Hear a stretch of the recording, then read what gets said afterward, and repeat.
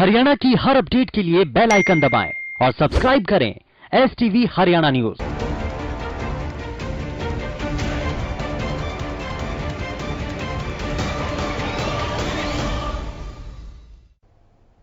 नमस्कार, हल्ला बोल देख रहे हैं आप, साथ मैं हूं आपकी कीर्ति कंसल। आज कोरोना महामारी पर आपसे विस्तार से चर्चा करेंगे।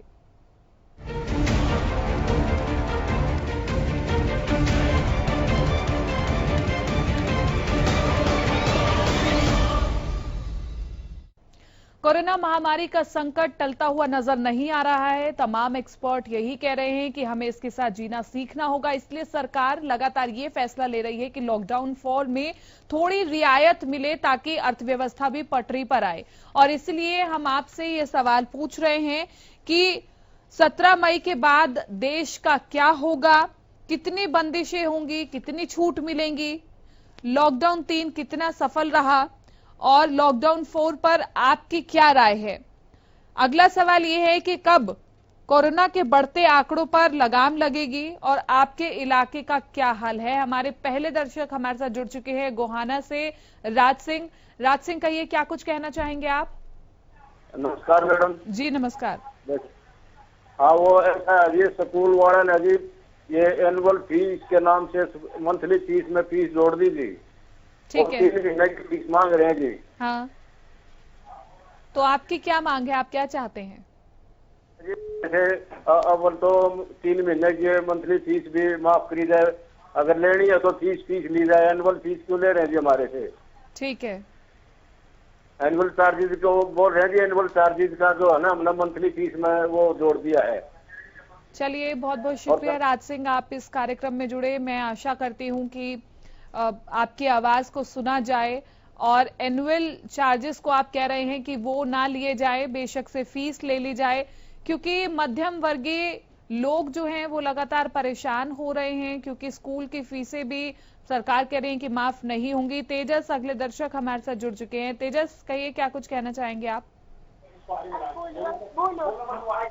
तेजस, आप कार्यक्रम में जुड़ चुके हैं, टीवी की वॉल्यूम कम करके अपनी राय रखिए।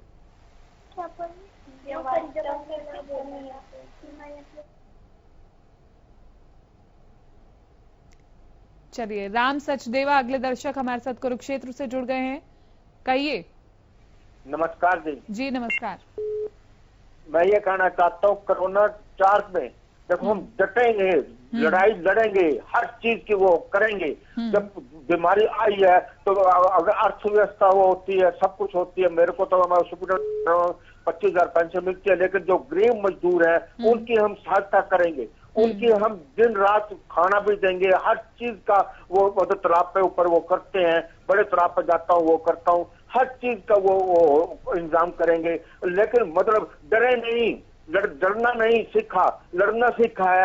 हर चीज का कोई मतलब वो करेंगे।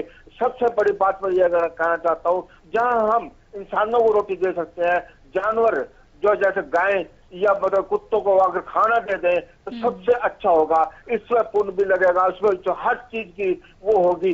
सबसे बड़ी लास्ट में मैं ये कहना चाहता हूँ, कोरोना ये जो चौथा वो शुरू हुआ है, अगर मतलब वो डाउन भी होगा तो भी हम आर्थिक व्यवस्था करेंगे, हर चीज का इंतजाम करेंगे। नमस्कार, जय हिंद, जय भारत, धन्यवाद जी। बहुत बहुत शुक्रिया, आप हमारे साथ जुड़े। अगले दर्शक हमारे साथ रामदयाल जुड़ चुके हैं। रामदयाल, कहिए क्या कुछ कहना चाहेंगे आप। मैडम नमस्कार। जी नमस्कार। मैं कैथल से हरियाणा से बोल रहा हूँ जी। जी जी, कहिए कैथल में क्या हाल है। कैथल में मैडम अभी तो ठीक है।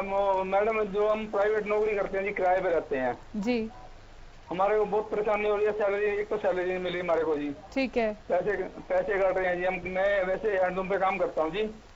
जी जी, तो हमारे को बहुत परेशानी हो रही है जी। कोई ना हमारे को कोई काम आ रहा है, ना कोई पैसा मिल रहा है जी। हर तरह से मजबूर हो रहे हैं जी, और किराएदार किराया मांग रहे हैं जी। ठीक है, आप कोई गुहार लगाना चाहते हैं, कुछ कहना चाहते हैं। ये हमारे को ये अभी जो लॉकडाउन में हमारी सैलरी नहीं दे रहे हैं ना, वो उसका समाधान हो और सरकार से ये है कि हमारे कुछ मुझे जाए। चलिए, बहुत बहुत शुक्रिया रामदयाल। हम आशा करते हैं कि आपकी समस्या को भी दूर किया जाए जल्द से जल्द, क्योंकि बहुत से दर्शक ऐसे हैं, आम जनता है जो इस मुश्किल के समय में परेशान हो रही है। उनके ऑनर उनसे पैसे मांग रहे हैं किराए के और उनकी सैलरी आ नहीं रही है। तो जो घर से बाहर रह रहे हैं वो युवक परेशान हो रहे हैं। राम मेहर अगले दर्शक हमारे साथ जुड़ चुके हैं। राम मेहर, कहिए क्या कुछ कहना चाहेंगे आप? नमस्कार जी। जी नमस्कार जी। जो मैं देख रहा हूँ, ये मोदी जी ने जो 2 महीने से तकरीबन ये लॉकडाउन का सिस्टम चल रहा है, ये सरकार अपनी तरफ से कोशिश कर रही है। पर इसके अंदर मैं कहना चाहूंगा कि हमारे जो जनता है, जो भी पब्लिक है, आम आदमी है, उसको सबको, क्योंकि जहाँ पर हम रहते हैं बिल्कुल लोग कोई भी मानने को तैयार नहीं है। सब अपना घूमते रहते हैं पार्कों में, कोई पुलिस की कोई एक आधा चक्कर मार लिया, ठीक है। दूसरे सरकार ने पिछले दिनों जो शराब को खोलने का जो ये फैसला लिया, इसको बहुत गलत मानता हूँ मैं। ठीक है। इससे आपने देखा होगा कितनी भीड़ हो गई दिल्ली में, हरियाणा में, और इस डिस्टेंस कहाँ रह गई। हम 2 महीने से अपने घरों में बंद हैं, लोग घूम रहे हैं, तो कैसे इस पे काबू पाया जाएगा।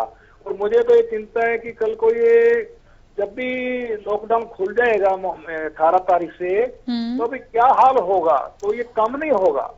तो इसको हमें, फिर मैं बार बार ये रिक्वेस्ट करूंगा कि जितनी आम आदमी जब समझेगा तब तक हम इससे लड़ाई नहीं लड़ पाएंगे। अब पूरी जिम्मेदारी आम आदमी की ही है। बहुत बहुत शुक्रिया, आप हमारे साथ जुड़े।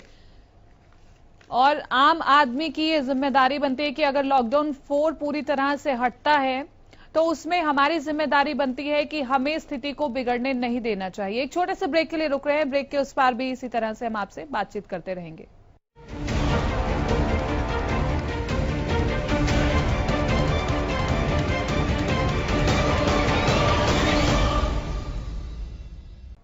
और ब्रेक के बाद एक बार फिर से आप सभी का स्वागत है। मैं बात कर रही हूं आज कोरोना की, और कोरोना में लॉकडाउन 4 की तरफ जब हम आगे बढ़ रहे हैं तो उसमें कितनी रियायतें होनी चाहिए, ये सवाल आज हम आपसे कर रहे हैं। और आपकी क्या राय है, लॉकडाउन 4 किस तरह का होना चाहिए? क्या रियायतें मिलनी चाहिए?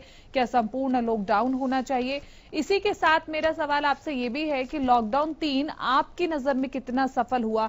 क्या आपको लगता है कि इस तरह का लॉकडाउन लगा करके हम सफलता हासिल कर पाए हैं कोरोना को काबू करने में, या फिर अभी स्थिति बिगड़ ही रही है?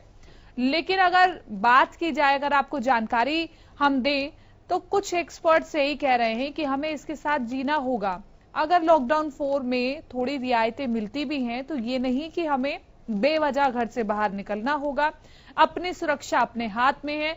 जब बहुत ज्यादा जरूरी काम हो तभी घर से बाहर निकले, क्योंकि अब वो समय बिल्कुल भी नहीं रह गया है कि हमें घर पर कैद होकर के रहना होगा, और ज्यादा समय तक घर पर कैद होकर के नहीं रह सकते। राम सचदेवा अगले दर्शक हमारे साथ जुड़ चुके हैं, कहिए। हेलो जी जी कहिए। कीर्ति जी नमस्कार। जी नमस्कार। मैं राम बोल रहा हूँ जी, गुड़गांव से, देवानी जी। ठीक है। हाँ जी, मैं पहले तो आपको ये बताना चाहूंगा, जो अभी 350 कर्मचारी की बात कर रहे थे आप। हाँ जी। एक तरफ हमारी सरकारें आपके सामने कितनी बड़ी बड़ी घोषणाएं कर, हम बेरोजगारी खत्म करेंगे, हम ये करेंगे, हम इतना पैकेज लेके आए। वो पैकेज किसका है? इन्हीं कर्मचारियों के, इन्हीं गरीब जनता को, जिनके छाले पड़ रहे हैं, जिनके बच्चे सड़कों पे बिल बिला रहे हैं। और उसके बारे में हमारे मोदी जी ने एक भी शब्द नहीं बोला। और जो लॉकडाउन बीच में बसें भी चलाई जा रही हैं, ट्रेनें भी चलाई जा रही। जिस दिन लॉकडाउन लगाया था उसी दिन अगर ये 2 दिन ट्रेनें चला के अपना अपने ये गरीब परिवार अपने अपने घर पहुंच जाते हैं। अमीर तो फिर भी अपने घर बैठा है, उसके हर जगह ठिकाने हैं, लेकिन गरीबों का तो ये मतलब ठिकाना कहाँ है? ये तो रोजगार के लिए इधर उधर तरसते रहते हैं। अब आ जाती है कि हर इंसान ना तो मरना चाहता है और ना बीमारी लेना चाहता है, और वो भय है इंसान के अंदर। वो चाइना ने फायदा उठा के भय पैदा करके पूरे विश्व की अर्थव्यवस्था चौपट करके मिट्टी में मिला दिया। और ये कोरोना कुछ नहीं है। मैं आपके पास एक वीडियो भेजूंगा। दिल्ली के अंदर एक परिवार है जो कोरोना 1 महीने में खुद ठीक हुआ है, और किसी ने मतलब कोई इलाज नहीं करा। मोदी जी को भी उन्होंने भेजा, एक बार ले गए, उसको वापस छोड़ गए। उसने अपना घर पानी गर्म पिया, चाय ने काढ़े बना के पिए। ये बीमारियां पहले भी आई थी और अब भी आएंगी और अब भी रहेंगी। भय को निकालें, अपनी अर्थव्यवस्था को अपने आप सुधारें और आप निर्भर रहें। डरे मत दवाइयों, इस बीमारियों से। जब तक आप डरते रहोगे इसी तरह मरते रहोगे। मुकाबला करो, अपना दवाई लो, ढंग से रहना। तो चलिए विदेशी। बहुत बहुत शुक्रिया राम सचदेवा, आप हमारे साथ जुड़े। बिल्कुल आपने सही कहा कि ये पैनिक होने का समय नहीं है, डरने का समय नहीं है, एकजुट होकर के आगे आना होगा, अपना ख्याल खुद रखना होगा, क्योंकि बहुत से एक्सपर्ट्स बता रहे हैं कि घर पर रहकर के क्या करें ताकि महामारी हमें छुए ना। गुरुदेव अगले दर्शक हमारे साथ जुड़ चुके हैं। गुरुदेव कहिए, क्या कहना चाहेंगे आप? हाँ जी, नमस्कार जी। जी नमस्कार मैडम, मैं तो यही कहूंगा ना, लॉकडाउन में अभी बसें भी चलाने की कोशिश कर रहे हैं शुक्रवार से, ट्रेनें चला दी हैं, सब्जी वाले सारे इन्फेक्टेड हैं, वो बिक रही हैं। हाँ। तो फायदा क्या है इस लॉकडाउन का, बताओ? बिल्कुल आगे से आगे बढ़ रहे हैं केसेज। या तो कंप्लीट लॉकडाउन लगा दो, 14 दिन का लगाना है तो ये अध कचरा सा जो काम कर रहे हैं कि सारा कुछ 7 बजे से 7 बजे तक कोई कैसे गुम हो, रात में पाबंदी लगा दी। मजदूर सारे सड़कों पे फिरने लग रहे हैं, बर्फ ट्रक जाने लग रहे हैं, ये तो सारा फैल जाएगा फिर जी। तो सरकार ने तो मेरे ख्याल से तो हाथ खड़े कर दिए। चलिए बहुत बहुत शुक्रिया गुरुदेव, आप हमारे साथ जुड़े, क्योंकि ये हर किसी के लिए संभव नहीं है कि वो घर पर बिल्कुल कैद होकर के रहे। बाहर निकलना भी अब लगता है समय के साथ जरूरी है। रमेश अगले दर्शक हमारे साथ जुड़ चुके हैं। रमेश कहिए, आप कार्यक्रम में जुड़ गए हैं। रमेश कहिए, क्या कहना चाहेंगे? नमस्कार जी नमस्कार। ये तो बहुत अच्छी बात है कि मोदी साहब ने 20 लाख करोड़ रुपए की जो अनाउंसमेंट की है ना, अगर कैलकुलेट किया जाए तो 15,000 रुपया फी मेंबर आता है। ये जो सरकारें बीच में है और मिडिल वाले बीच में है। अब ये देखना है, तो मैं इंडिया की बात नहीं करता, मैं हरियाणा की बात करता हूँ कि क्या मनोहर लाल खट्टर को ये आइडिया है कि हरियाणा में कितने गरीब आदमी है। ऐसे तो मतलब कहने का किसी को कुछ मिलेगा नहीं। कोई ऐसी लिस्ट है जो हरियाणा वालों को, जो गरीब आदमी है जिनके पास रोटी के लिए पैसा नहीं है, ये उनको पेमेंट कर दिया जाए ना, जो वो हरियाणा छोड़ बाहर जाए नहीं। ये भागने का एक ही कारण है कि इनके पास पैसा नहीं, क्योंकि कंपनी ने इन्हों को बाहर निकाल दिया है। और मकान मालिक मतलब है कहते मकान खाली को, आप इनका उपाय सोचिए। अब ये मत सोचिए कि मतलब बीमारी कब खत्म होगी। बीमारी तभी खत्म होगी जब पेट भर खाना मिलेगा, हर एक को पैसा मिलेगा, वो अपने घर में रह जाएंगे ना। अब ये सोचो इसके। ठीक है, चलिए बहुत बहुत शुक्रिया रमेश, आप इस कार्यक्रम में जुड़े। तो हर एक इंसान इस वक्त यही बात कर रहा है कि कोई भी भूखा ना सोए, सभी को खाना मिले। और इस लॉकडाउन के समय में सरकार को सख्त कदम उठाने की जरूरत है, क्योंकि ये खतरा थम नहीं रहा है और मध्यम वर्ग को बहुत सी आशाएं हैं सरकार से। फिलहाल इस कार्यक्रम में इतना ही, दीजिए इजाजत, नमस्कार।